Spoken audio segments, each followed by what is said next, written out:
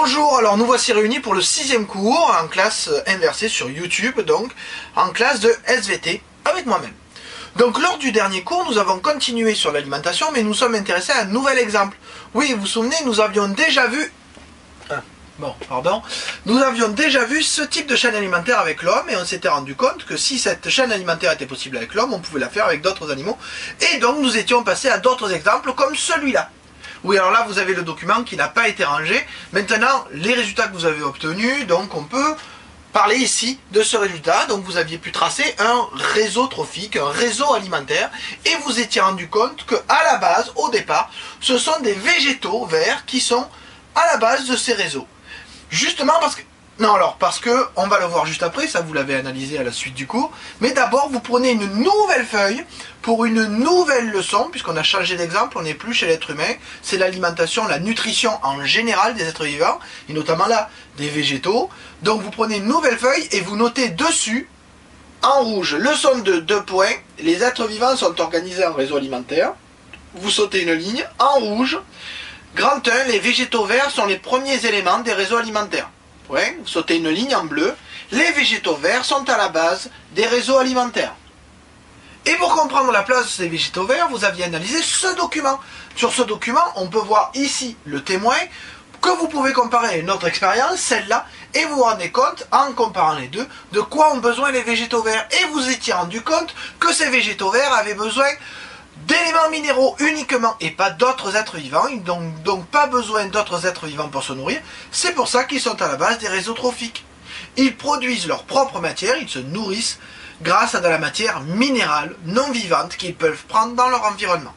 Donc vous notez à la suite du cours, c'est parce que ces êtres vivants se nourrissent de matière minérale, virgule, et donc n'ont pas besoin d'autres êtres vivants pour se nourrir, point à la ligne. On dit que ce sont des producteurs primaires, virgule, car ils sont les premiers dans un réseau alimentaire à produire de la matière organique. Point.